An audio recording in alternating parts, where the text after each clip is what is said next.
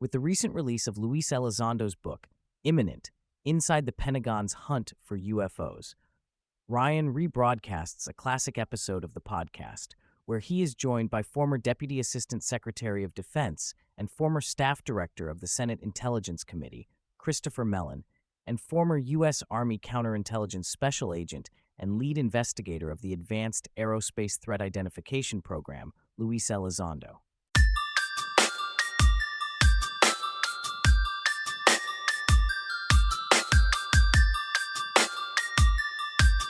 This is Somewhere in the Skies with Ryan Sprague.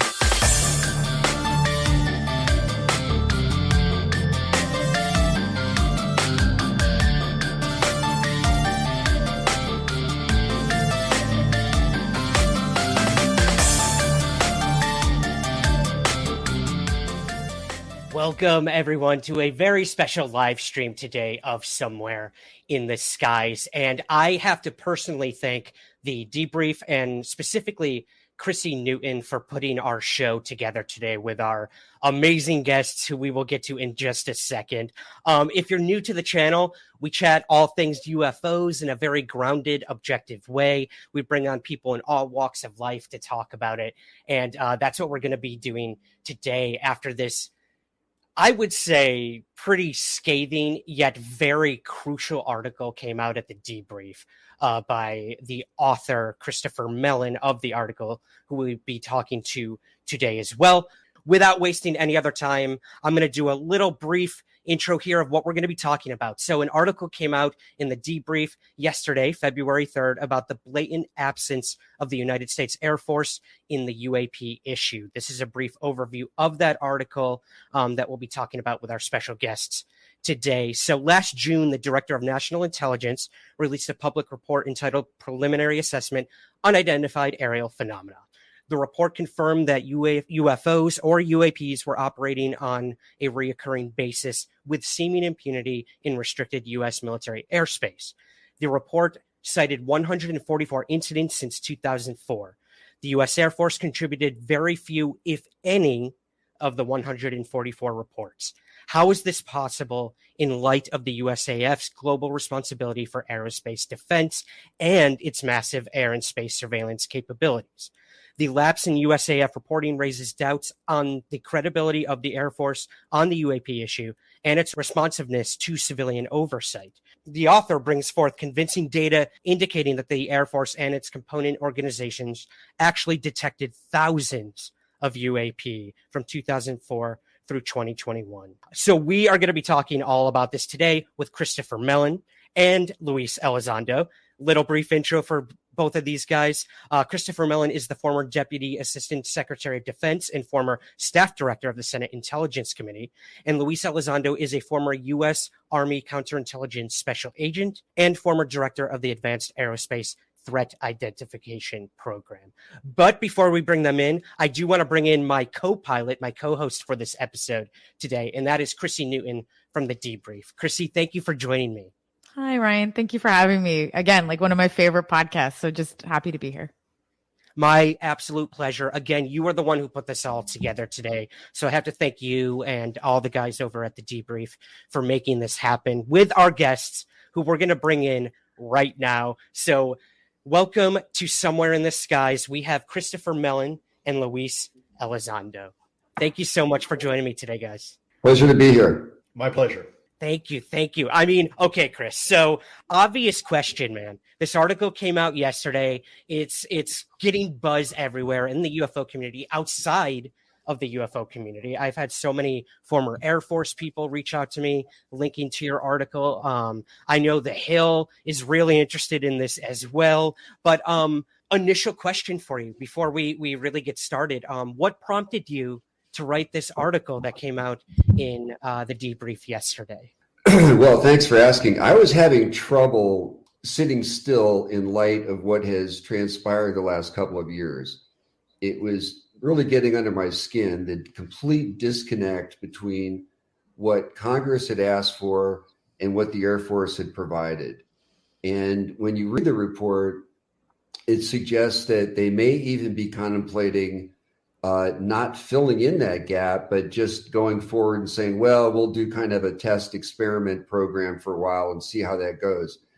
That, it's hard for me to take off my spectacles from being a former Senate staffer. I've seen the issue largely through that vantage point, and expressing the kinds of concerns and perceptions that I would have were I still on the staff advising a senator or a member of Congress.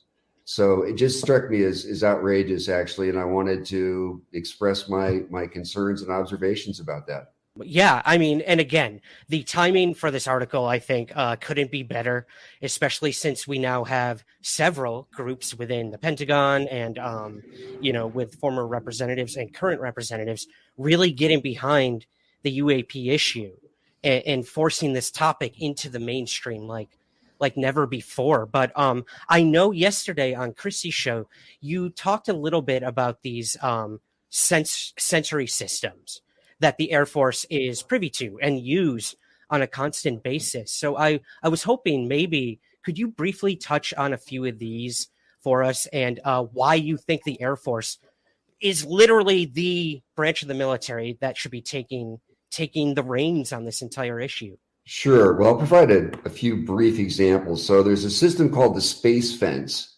which is unique to the United States, and we have two locations, one in the northern and one in the southern hemisphere, where this system operates. And essentially anything in orbit that passes through the beams of this system is going to be cataloged in high detail and high resolution. Incredibly powerful system. In addition, we have these solid state phased array radars that are the most powerful emitters on the planet Earth, that are in locations around the periphery of North America to guard us against ICBM and cruise missile attacks and bomber attacks from afar. They can see, in some cases, objects potentially 20,000 miles away, the size of a baseball. So the taxpayers' money has been invested extensively to provide these capabilities. They're obviously collecting mountains of data every day, 24/7, 365, all year long. And it's inconceivable that with all of that data, they're not having any incidents involving unknown aerial phenomenon. Yeah, and again, it goes to show like how much they should be on top of this. And not only that, but reporting something to the Pentagon, something to Congress. Lou, I'd love to ask your thoughts on that as well. In your time during ATIP and whatnot, were these sensory systems anything that you ever looked into with the DoD or with the Air Force specifically when it came to looking at UAP incursions over military airspace, I guess? Yeah, sure. Great question. And in essence, look, Chris is absolutely right. We spend billions of dollars on avoiding any type of strategic surprise from an adversary. And so what makes our capabilities so capable, so effective, is that we don't just rely on one system. We imagine a cloth that has woven fibers. They kind of go this way, and then some go up and down. And that's the strength, that's what provides a strength to the fabric. And very much the same way when we are looking at having what we call, for example, air domain awareness, being aware of what's actually in our skies. We have all sorts of very capable systems, from electro-optical, hyperspectral to electromagnetic like radar. And these are capabilities that exist not just on the ground, but also at sea, also airborne, and finally spaceborne. And so when you have capabilities that are looking from the ground up, and from the sea up, and from the air across, and from space down, you get a much better comprehensive picture of what's going on. And that is the value of our intelligence assets, because it's not just one system. There are multiple systems that are designed in some cases to work with each other. In other cases, integrating the systems can be a bit of a challenge, but therein lies the utility. As far as the Air Force kind of not playing much of a role in this, If I may remind you and your audience, just a few months ago, the Secretary of the Air Force said, for the record, look, we know these things are out there. We know they're real, these things. But since we don't know what they are, it's not really a priority. Now, think about that statement for just a minute. I'm not trying to beat up on Secretary Kendall. I'm just simply saying that that's like saying, okay, a submarine pops out of the Potomac River outside of Washington, D.C., and because we know it's not ours, but because we don't know whose it is, we're not going to pay attention to it. That really doesn't make much sense. And especially when you're talking about controlled U.S. airspace, there are definitely some no-go fly zones that we have, and we have them there too because of a result of 9/11. And so making sure that we can maintain air domain awareness is an imperative of this country, for good or for bad. And yet we know, as a matter of fact, these things continue to come in unimpeded into our controlled U.S. airspace. And they're displaying technology, quite frankly, that is rather perplexing. It's beyond anything that we have in our current inventory. Yeah, to exemplify what Lou's talking about, the U.S. space surveillance system alone has 29 distinct components in subsystems. So you've got a ground-based optical network that strings the world, that's looking at the sky and comparing the movement against the stars of anything that is reflecting light from the sun, for example.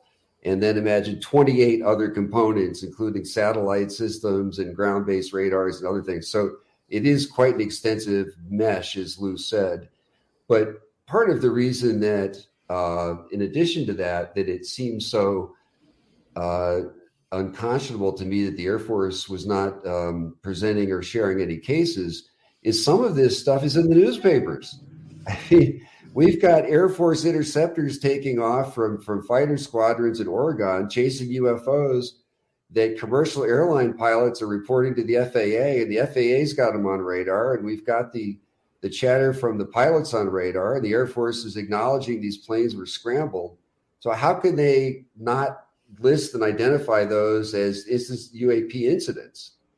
So it ranges not only from things that may be highly classified, but things that are already very much in the public domain. And it's very hard for me to understand and reconcile the Congress's request for information and this seeming near complete dearth of information provided by the Air Force. Yeah, I was going to ask. Yeah, I was going to lead. It perfectly leads into the question I was going to ask then next is about terminology, Chris. Like you say that terminology might play a part in the reason why the Air Force wasn't handing any of the reports over.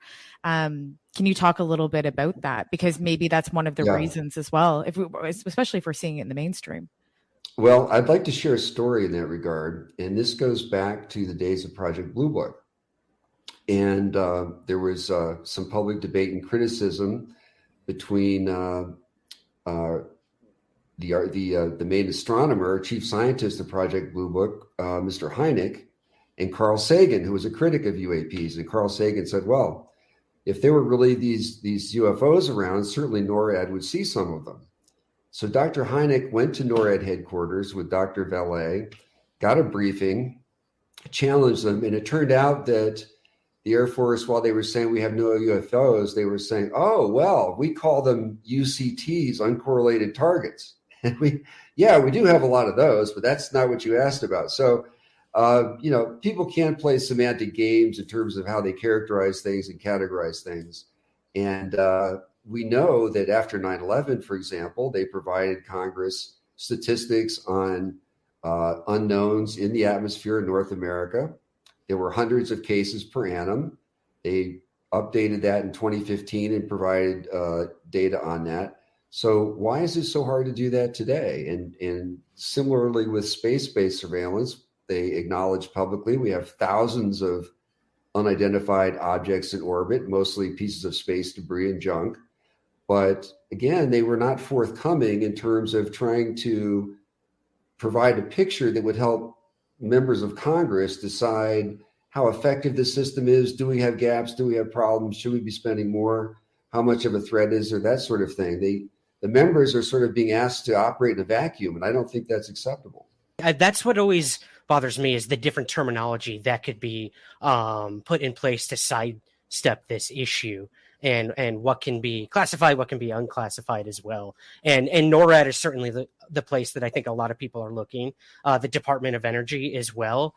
So that kind of leads into my next question, Chris, and for Lou too, is this blanket denial that you speak of in the article. Why aren't policymakers and whatnot, kind of holding the Air Force to the flames with this thing? The Navy seems to be out front with this and being very open and public about it. But why do you each personally think the Air Force has been so absent from this issue and giving what is been asked of them from representatives, from Congress, from the Pentagon? Would either of you like to touch on that? Why is the Air Force doing this? I'll be happy to take an initial stab at it. You seem to be asking, why was Congress seemingly not more outspoken? Why were they accepting this or allowing this to happen? And I think the reason is because they were provided gross numbers, not specific breakdowns, as far as I know, in terms of the service components. So I don't think initially they realized that out of the 144 incidents identified, that they were essentially all Navy. And I think had they known that at the outset, it would have highlighted this gap and this discrepancy, and there would have been more questions. It's taken a while to process that.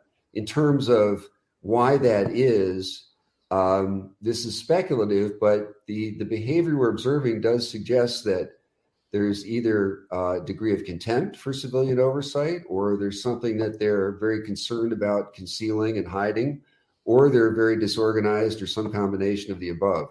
I don't know what it is, but I don't think it serves the public or the service well. Yeah, I'll jump on board that too. I've got a couple points here that I think, for me, may resonate. First of all, if you look at the history of the U.S. Air Force, when this topic was really being discussed, it goes back to the Cold War. You had it was a winner takes all chess game for the globe, really. And you had the United States on one side, and then you had the then Soviet Union on the other side. And we're in the midst of, despite what people think of being a Cold War, is actually pretty hot. And we had a lot of proxy wars going on as a result of that. I think when presented with data and say, look, we've got priorities, and we can only handle so many priorities as a national defense organization. You have this real threat where Russia has nukes, and we are in this winner takes all mindset. And then we've got this other thing out there that we don't really understand very well. We don't understand how it works and who's behind it, but we don't see any really overt hostile intent, at least not yet. So we probably should focus on the real threat that we all agree is there, which is then Soviet Union. Also, you're talking about things like Operation and Blue Book, right, where you had this whitewashing of certain data. There was a lot of pressure on the Air Force at the time to say, look, these things aren't real. Let's not cause a panic. Let's just kind of tamp this down, and we can deal with it later, perhaps. So they've said, for the record, to the American people in the Congress, that there's nothing to see here, folks. Now we're asking the Air Force to come back online and say, well, actually, maybe there is something here. And then, of course, you have some of the efforts by the U.S. Air Force in the past on this topic. Maybe they're uncomfortable, talking about it. Maybe there's some national security equities involved. And then last but not least, I think there may be a generational thing here too. Generation of you folks, Chris and I being the exception, our generation tended to be a little bit closed-minded, unfortunately. And it also, there was a time where some of this would touch upon the belief systems, people, Judeo-Christian beliefs. This may have had some sort of conflict there personally for some people. We're now at a situation where we have a new generation of young folks, young Americans, who are far more open-minded. These folks have really the entire world at their fingertips, and the world now is all of a sudden much smaller. And so I think there's potentially a willingness of this generation to take this topic more seriously, and for me, I think that's that's a good news story. There's all sorts of reasons why the Air Force may not want to have this conversation. And it may frankly be a combination of all of these factors, and even some that we haven't yet considered. I do have hope, faith, and confidence that there are some people, brave men and women in uniform right now, who are actually in the Air Force, who are taking this topic seriously. I'll share with you very quickly something that's frustrating for Chris and I. There was an individual, an officer, I won't say who or the rank, that was reporting information to the task force, and then was very quickly shut down by his chain of command, saying, "You will not report this information," and he was admonished, "And you will not report this information to the chain of command. You through the task force chain of command. You're going to keep this within Air Force channels." And that's problematic because it really flies in the face of the intent of Congress, in my opinion. Chris can probably elaborate a little bit more on that, but that's not what Congress wants. Congress wants a single reporting belly button, so to speak, that all the information from all the services can get looked at and triaged and analyzed. When the services don't work together, things fail. This is why we had a 9/11 commission report, because certain elements in the intelligence community simply were not sharing information that they should have. One of probably my favorite quotes that Chris has is talking about comparing the US and Russia. We won the Cold War not because we kept better secrets, but because we learned how to move information more efficiently. And think about that for a moment. This is probably a perfect case in point on this topic. If we can figure out a way to move information more efficiently, and not keep this, within the super uber highly classified channels that it once was, we probably stand a better chance of figuring this out a lot quicker. I'm going to move into with the question too. Then we move into leaks. Are we going to see less leaks now because we have to report them, or it has to be reported now? Are we going to see less of that? I'll jump in real quick. I first of all, I don't condone leaks, and I think I can speak for my colleague Chris here, but I'll let him speak for himself. Leaks are damaging to national security. None of us want there to be leaks. However, what we also don't want is the overclassification of information. Avril Haines, the Director of National Intelligence, just recently put out some information that we are definitely hurting national security by overclassifying information. That's not helpful. Information that is kept classified and out of the hands and away from the eyes of people who need it, is useless. You're not doing anything with it. You're wasting money. You're wasting time. You're wasting resources. So I do think more information will be forthcoming, because what has happened is that Congress has now created a reporting mechanism, required it in law, in fact, that this information will be reported to the right people, and then in turn, that information can be looked at and then provided to the American people in a consumable, unclassified manner. What makes information classified typically is something called sources and methods. And it's the way you collect information and who collects it and how they collect it. Oftentimes, it's not the information itself that's classified. And so therefore, what I would propose is that whoever leads this effort moving forward really needs to remember that. And there is a very easy way. We do it all the time with the United Nations. We do it all the time with the American people and State of the Union address, where you take highly classified data and you provide that information to the American people in an unclassified manner. I don't know, Chris, what do you think? The unfortunate thing is, one of the unfortunate things is that if a component of the government is not being forthcoming, it actually can encourage leaks, because people want to see the right thing done. If information is being concealed and withheld from Congress, sometimes the only way some people feel they have to communicate it is to leak it. It creates more pressure, increases the likelihood of that happening in some cases, which, as Lou said, is unfortunate. But the Air Force, to some degree, is the master of their own fate here. And I think the more responsive they are, the less likely there is to be unwanted leaks on this score. When the Defense Department protects many things very, very well, as does the intelligence community. The black programs that I was aware of when I was in the Pentagon, I don't recall a single one of them leaking. They were the idea that the U.S. government can't keep secrets is nonsense. But when you get into controversial issues and bureaucratic power struggles and things that aren't really a matter of sources and methods or national security, they're just people trying to protect information, to prevent embarrassment, that sort of thing does lead to unauthorized discussions with the press. So you may continue, depending how the Air Force plays that, to see some of those kinds of leaks.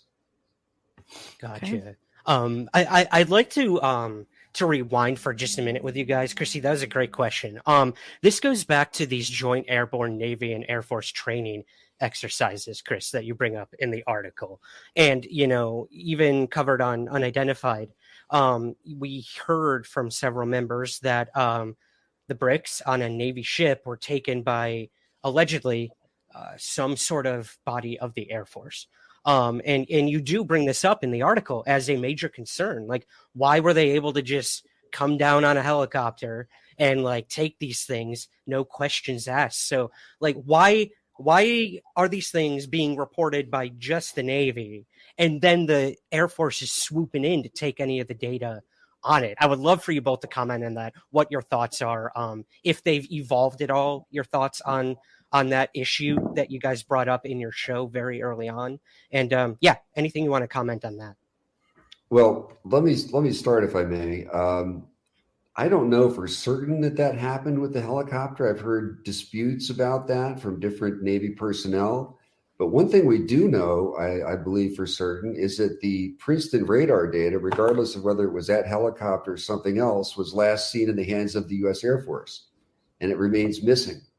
So there are people in the government who would like to get their hands on it, people at Navy who've been trying to get their hands on it. They want to analyze it, and somehow it doesn't seem to be available.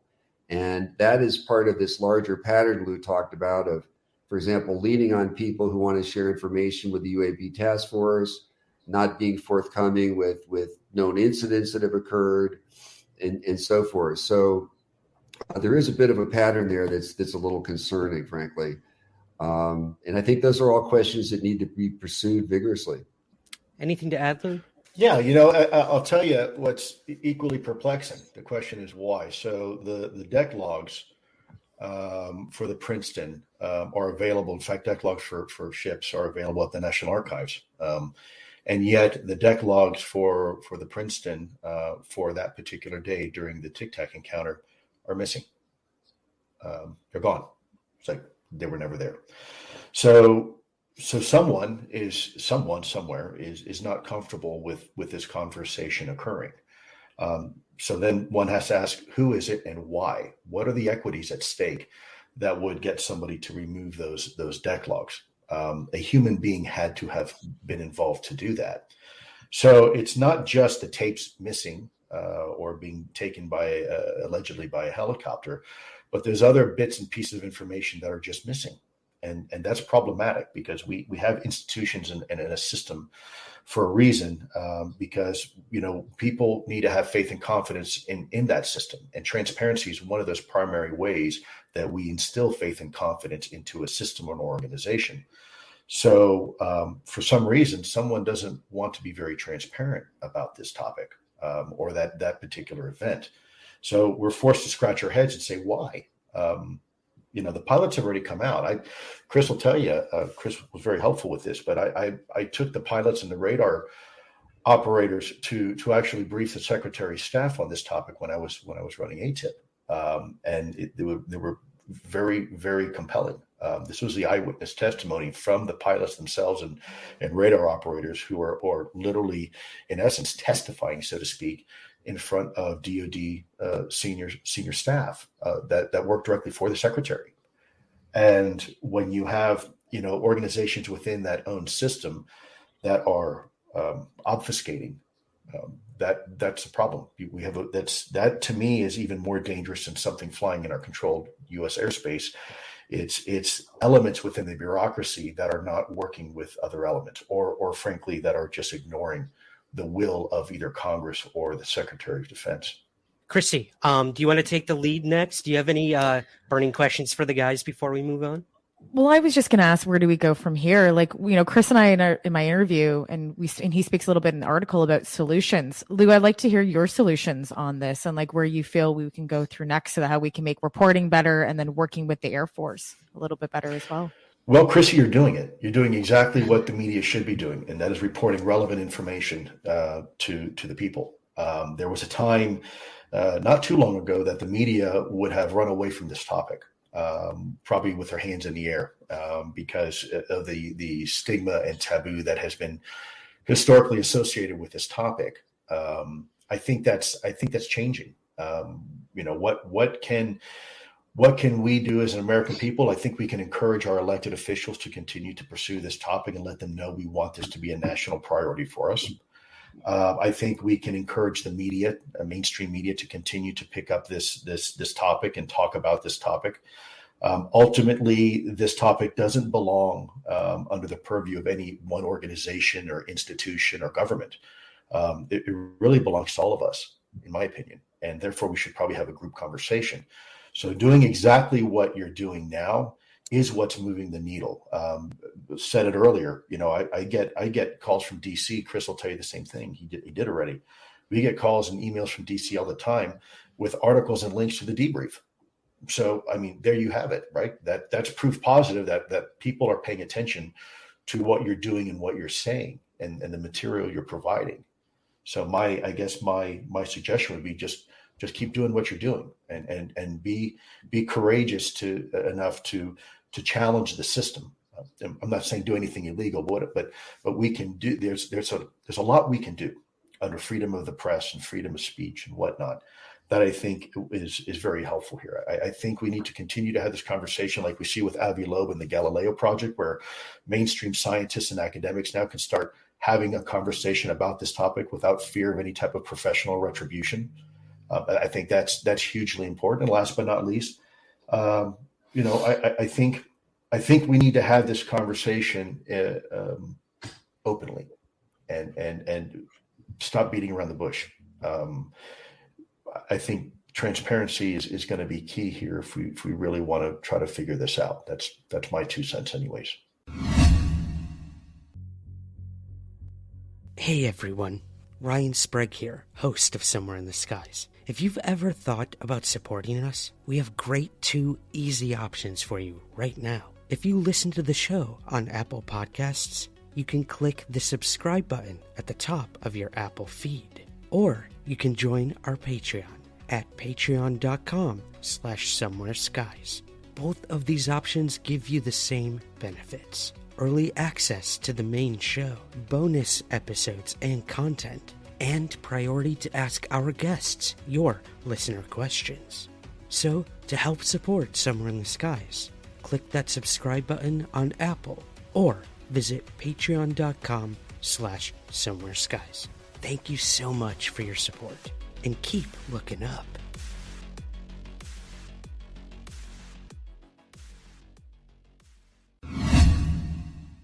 Has anyone, I know the article has only been out for a day and a half, but any Air Force reach out to you, former, current, present, future, saying, thank you, or F you? Like, what has been the reaction and response so far for you? Well, let me first address the prior question briefly, just to add very briefly to what Lou said. And the ball is squarely in Congress's court. It's up to them. They have the constitutional responsibility. They're the only ones who can really compel the Defense Department to take action against their own will on this, or for the Air Force to be more forthcoming and demand answers. But the role of the citizenry and the role of the press in stimulating Congress is immense. The fact that this gets media coverage is largely responsible for the reason that Congress is interested and responsive. So as Lou said, we do all have a role to play in this, and your reporting and coverage and the engagement of other people is an important component of this. In terms of have I been contacted, I've received thus far very positive feedback from military personnel, and that's been a pleasure and also a relief. When you come out with an article like this, and I'm making some pretty strong statements here, you worry a little bit, that I missed something. Am I getting something wrong? Am I going to offend some of our personnel, for example? And thankfully, that's not the case. I'm getting a lot of Bravo Zulus from Navy folks, and generally very positive feedback to date. Good. Yeah. And again, I think Lou said it so eloquently, like we in the public are causing ripple effects with all of this. I mean, I'm sure once the preliminary assessment came out, they were not expecting so much response from independent scientific organizations, UAPX or Galileo Project, or even, what the James Webb Telescope eventually could find. These are all ripple effects from the reaction of that transparency that hasn't been there for so long. And I think it's really exciting to see the future of this topic really heading in more of a scientific direction, more than just political or even, even ufological, whatever you would define that word as. We're now looking at this topic as, how can it benefit us if we were to understand the technology being displayed, or how could it hurt us? I'm excited to see where the next couple years go with the Gillibrand Amendment and this new Pentagon group coming out. I do want to circle back to one thing, Chris, in the article as well that I love both your thoughts on, and that's when you bring up claims about USAF's possession of materials that might definitely answer the question of whether non-human civilization has found Earth, end quote, by Christopher Mellon. Do you think this is the reason, one of the reasons maybe, they're being so quiet? I mean, anyone who knows ufology goes back to Roswell and the possible recovery of a downed craft of some sort, or a top secret military project. We don't know. We probably will never know. But yeah, what do you make of the whole material discussion in all of this? Lou, do you want to start, or you want me to take a shot? No, not really.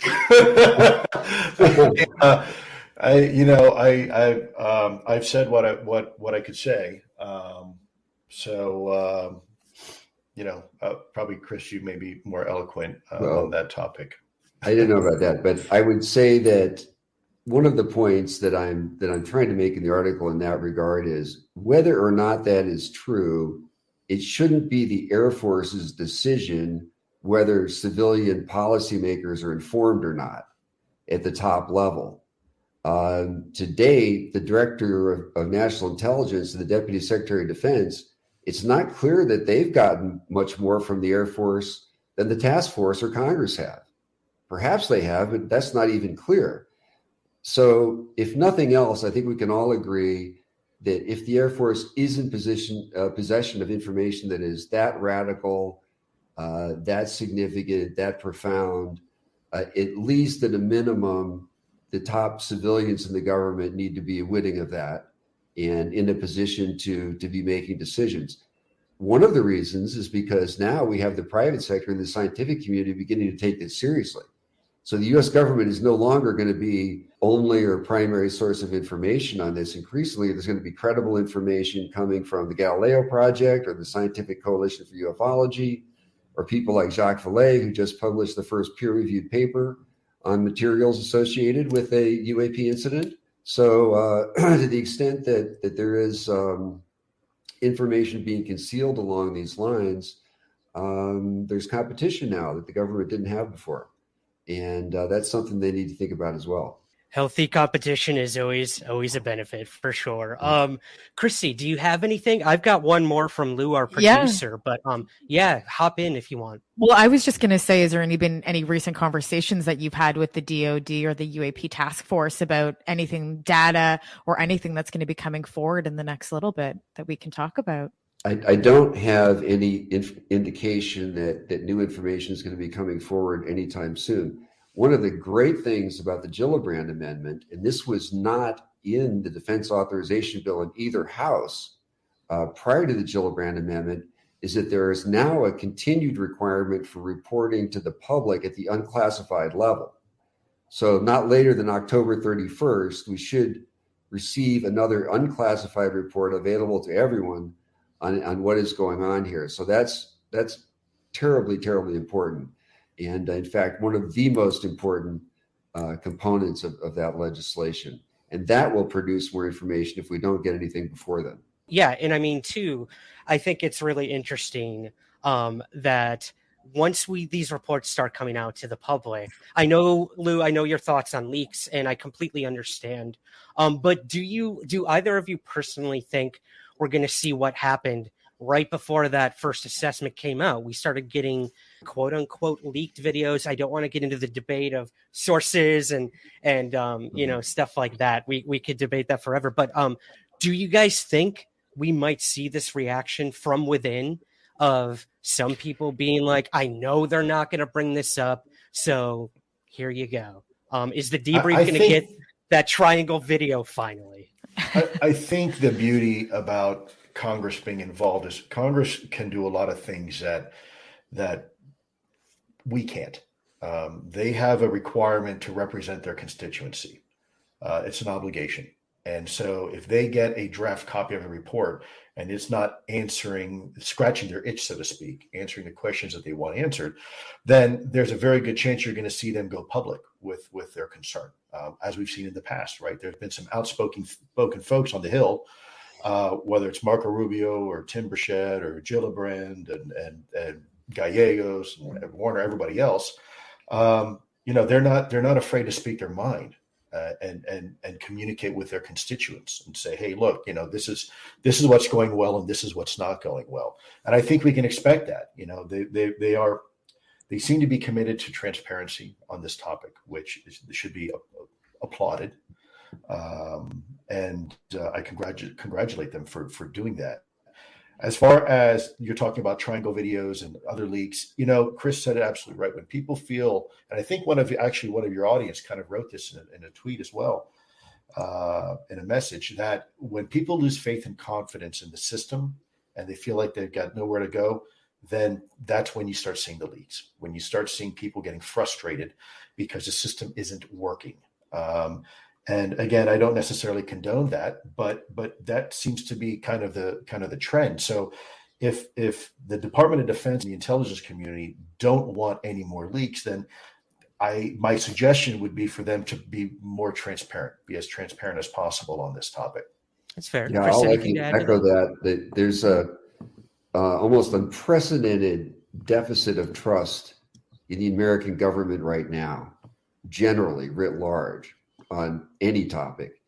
Then when we talk about the Air Force in this issue, if anything, it's only worse. The skepticism is pervasive.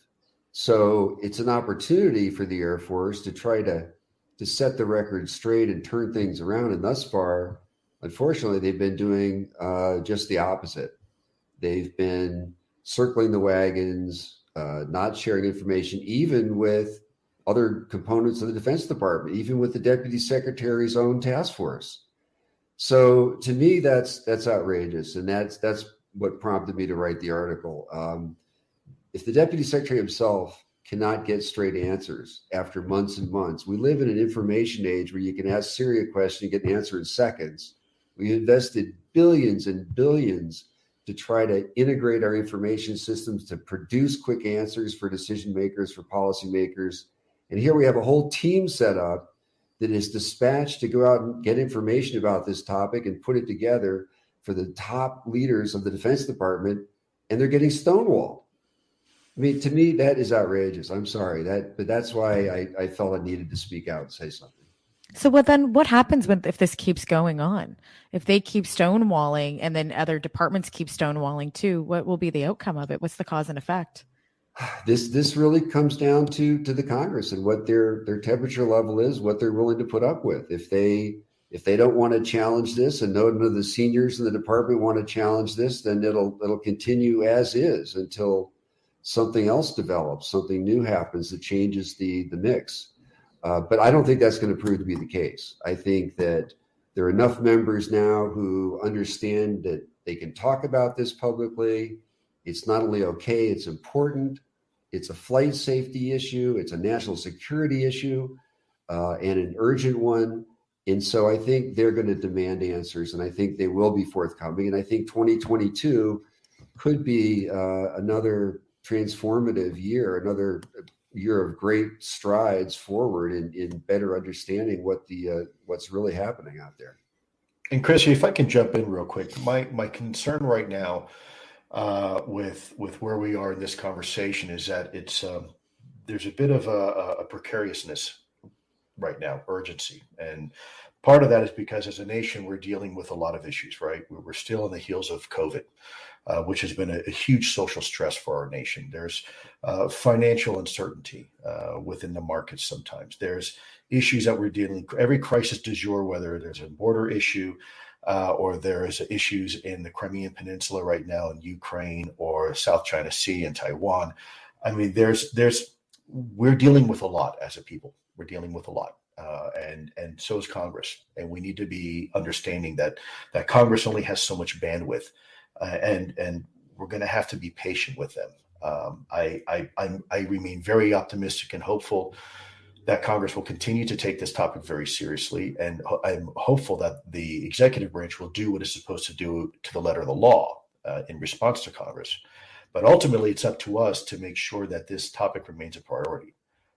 We need to remind Congress that this is a topic that should be one of our priorities as we handle all these other issues.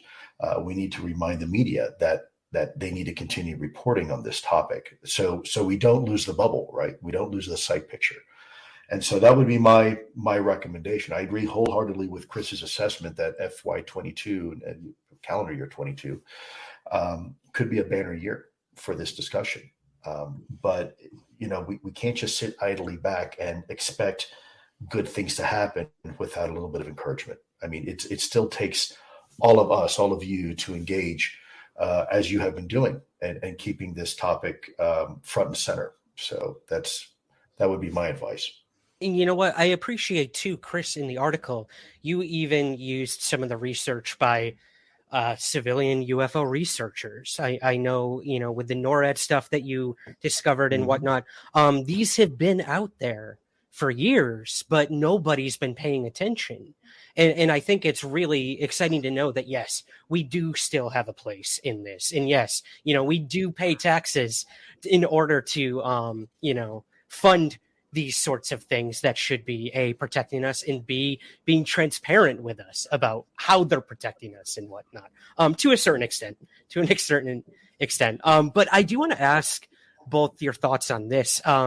And a lot of people have asked this since, even the first sort of murmurs of a task force came about, is why 2004? Why aren't we going back to other declassified sensory systems? I know in your article, I mean, you went back, man, to cases involving nuclear installations or ICBMs and whatnot. Why is it because they're trying to be proactive and start clean and move forward? Or why are they not using any of the data that could be out there from previous collections of these UAPs, if that's clear? I'll speculate. I'll offer a theory, and that is that they couldn't ignore the Nimitz incident, the Nimitz case. It had received so much press and so much discussion, and that was 2004. And so I think they chose that date and decided to work from that date forward to the present. That would be my guess. Prior to that time, there's a long interregnum there between the end of Project Blue Book and something that's really in the public domain that's well substantiated, but I don't know for certain. That's a guess on my part. I think, look, my background has been that of special agent in counterintelligence. So we look at things in terms of think of cases, right? And when you go back beyond 2004, they tend to be in terms of what we call a cold case, right? Cold cases are usually harder to solve because as time goes on, you lose fidelity of the information. And that's very true. When you're looking at historical events that are still very interesting and intriguing and important, going back to the 50s and 60s, we did not have the collection capabilities that we have now. We just didn't have it. We had radar and we had things like that, but we did not have the level of sophistication and fidelity that we have now, and awareness. So that may be part of it. I also think maybe could be to some degree the attention span. When I was briefing senior leaders in the Pentagon, if I were to bring back something that happened in 1960s or 70s, they probably at that point would be like, Lou, I'm not interested in that. I'm interested in now because this is my job now. I don't care what happened 10, 20, 30 years ago. I care about what's happening now and what's going to happen tomorrow. So from that perspective, I think the Nimitz incident is recent enough and there's enough information there that provides a very compelling case. And that would be, perhaps a more from an operational perspective, why we don't go back too far in history in some of these cases. I personally think they're valuable. I think it's very helpful to look at, because as we've seen with the Tic Tac event and the Nimitz, in the 60s, they referred to them as a flying white throat lozenge, about 40 feet. And in the 50s, they described them as a white flying butane tank.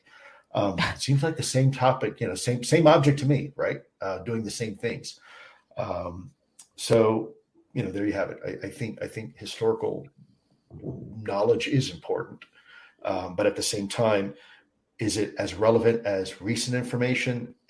To a decision maker, probably not. When Chris was at the Pentagon or when he was on the Hill, if my job was to brief him, I would probably focus more on the current events than some of the past stuff, because really that's his focus. He needs to make a decision, and I need to give him information so he can make a well-informed decision. And it's hard to do that with some of the older cases. Well, we're sort of wrapping things up here, guys, but I just kind of want to open it up to both of you. In terms of, I guess, Chris, we'll start with you. Of what we've discussed today, is there anything in the article that you really want to get out there, or you found most compelling that we haven't discussed yet? I loved the little personal bit about you talking to someone in the Air Force about things they'd seen or had tried to report but couldn't. But yeah, is there anything we haven't discussed yet that you really want to get across to the reader and to the public at large? Well, thanks for providing that opportunity and the opportunity today. I think the key points are, this is very real. This is no longer just a matter of Hollywood movies or science fiction. Just the other day, the United Arab Emirates was hit by an attack from Houthi rebels in Yemen, who are very unsophisticated technologically, but they were able to inflict damage across the Arabian Peninsula. Earlier, they took 50% of Saudi oil refining capacity offline with drones. We're now having things swarming around Navy ships that we're not quite sure what to do with or where they're from. That's happening at Air Force bases, for example, in Guam, around critical military systems, where the report identified, they said in most instances, the reports that came forward, the 144, were because these objects were interrupting military training exercises or plans. Okay, and that's just the nub. That's just the ones that came forward. So this is a real issue. There's serious data. The report mentions 11 mid-air collisions. Another legitimate issue. And again, there are many reports that were not in there. We know from Canada of another case. So I think the main thing I'm trying to convey is very important, very significant, lots of important unasked questions. I listed a number of the questions there that I hope members of Congress will make some use of. And I think if they do, we can make some headway. And depending on the answers, there may be ultimately some very surprising answers. And although this can be sometimes a frightening subject, the answers that are produced could have a very positive effect, depending what they are. And they could be very, very profound. But I think we have to follow the trail wherever it leads. I think that's our destiny. That's what we have to do. Lou, anything to add to that? Should we be seeking positive answers? Or I know in the past you've said some of those answers might be pretty somber, might really make us reflect on who we are, where we've been, where we're going. What did you pull or extrapolate from Chris's article that you think is prescient and really needs to get out there right now? Truth be told, all of it, everything he said needs to be out. And, it's a very dense piece, because this is a very complex issue we're dealing with. There's a lot of moving parts to this, a lot of interests and considerations. And, Chris's assessment on the current situation, I couldn't agree more with. I think he's absolutely right. But I will also give one word of advice to anybody who is trying to figure this incredible enigma out. The greatest challenge I think we're going to face is going to be our own psyche. We look at everything anthropomorphically, where we tend to assign human attributes to everything, including our pets, right, at home, right? You're such a good little boy, such a cute girl. That's how we kind of treat our animals, and we look in terms of that way. But we have to also be prepared to look at things perhaps even more abstractly. Perhaps that our current understanding of the universe is really, in reality, the universe is far more complex. And it may not be an either or scenario. My greatest fear is, when push comes to shove, if contact were to happen tomorrow, will we stand there with a hand extended or point a machine gun? And that's kind of the way we look at terms, very binary, right? It's either friend or foe, and nature and life is far more complicated than that. The chances are of it being just friendly or a foe may be minimal. It may be somewhere in the middle, right?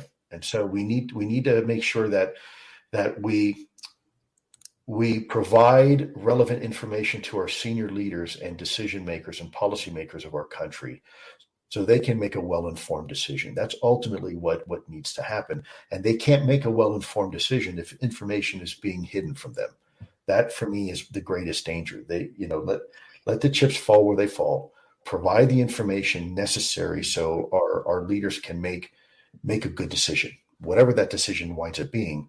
If you keep information, this was my frustration with the Department of Defense, because I wasn't being permitted to get to the one guy who needed the information was getting to, and that to me is problematic. So that would be my perspective, anyways.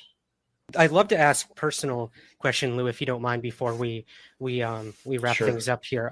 Where are you now with your run-ins with the DoD and the Pentagon and everything that you had issues with them? Any developments on that you can update us with, or are you just still fighting the good fight with them? I'm going to let the Department of Defense speak for themselves. There's a lot of good people in the department. There really are. And I think there's more good people in the department than bad. A lot more, thank goodness. And I have full faith and confidence in their abilities to have this conversation. And it's happening right now, behind the scenes, every day. You have intelligence analysts on these specific enclaves, electronic enclaves, analyzing data and information. You have discussions occurring at the senior executive and flag officer level, and now at the political level. So the conversation's occurring. I hope that those elements in the Department of Defense that have said things that aren't accurate are held accountable. But at the end of the day, I'm less worried about that. And if the cost of someone coming out and apologizing to me is this topic, loses any type of momentum, I'd rather choose the topic. But Chris and I are committed very much to this subject, more so than we are committed to our own self-preservation. It's important that this conversation occur. So I know I'm probably beating around the bush, but I'll leave it at that. Chris? I'd like to add something here. In terms of Lou's situation, since you brought it up, I've never directed anyone on a podcast or anything on my website, but I did write something about Lou's situation on my website that people might find of interest, called "Why Hasn't DoD Offered Lou His Old Job Back?" And I expressed a lot of concern and frustration that somebody who is following the advice we're always given, be independent, be willing to buck the crowd, think outside the box. So here's a guy who does that and is trying to warn the system, there's barbarians inside the gate, or somebody is, and is trying to sound the alarm. And instead, they kind of shun him because of alleged minor bureaucratic infractions or something, when everything he said has been proven correct. And he did what they're always telling you to do. So I'm confident that ultimately this will be resolved favorably for Lou. And I have a few words about that on my website, chrisfreeland.net, if the people who are interested in that topic might want to pursue, might want to take a look at. Thank you. Thanks, Chris. Well, Chrissy, any last questions for the gentleman before we let them go and we debrief here? No, that's it on my end. I just want to say thank you guys. It's a great conversation. Chris, can you tell us where we can, obviously your website, but I know you're on Twitter as well. And what comes next, man? What are you working on? I know that's the first question. Once an article comes out, what's next? It just took me a year to write this one. Yeah, what comes next for you, man? And where can we find what you're up to? Yeah, I don't have anything in the pipeline right now, but what I'm concentrated on is trying to collaborate with other parties who are interested in this, ranging from the Galileo project to friends at DoD or on the Hill and elsewhere, and try to be of assistance where I can.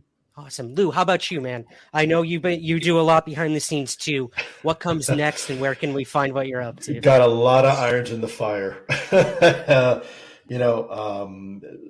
Some of them are not quite yet to the point where I feel comfortable talking about them because, they're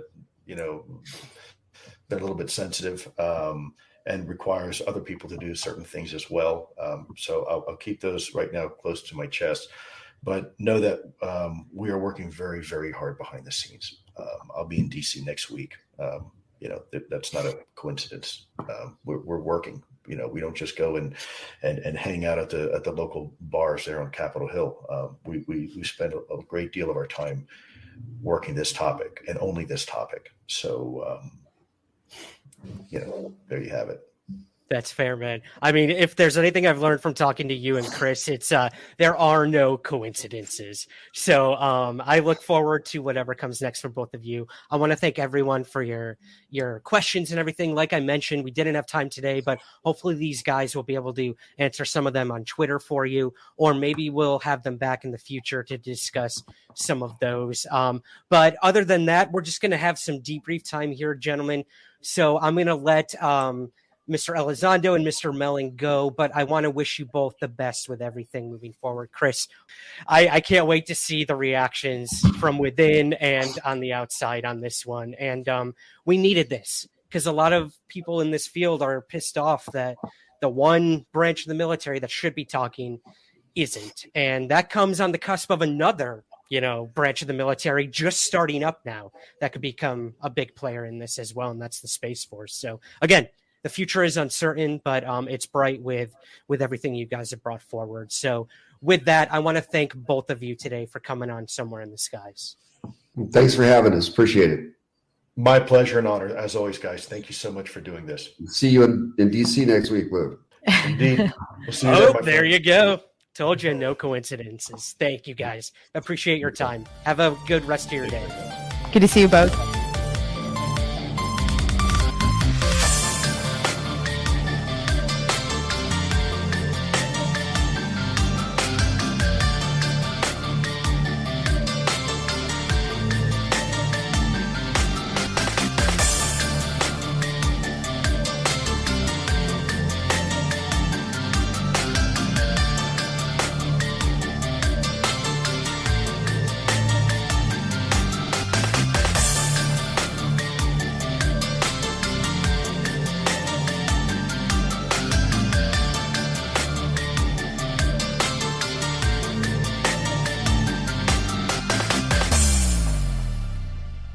The Somewhere in the Skies podcast is part of the Lionsgate Sound Network. Please take a moment to rate and review the show on Apple Podcasts, Spotify, or wherever possible. Thank you for listening.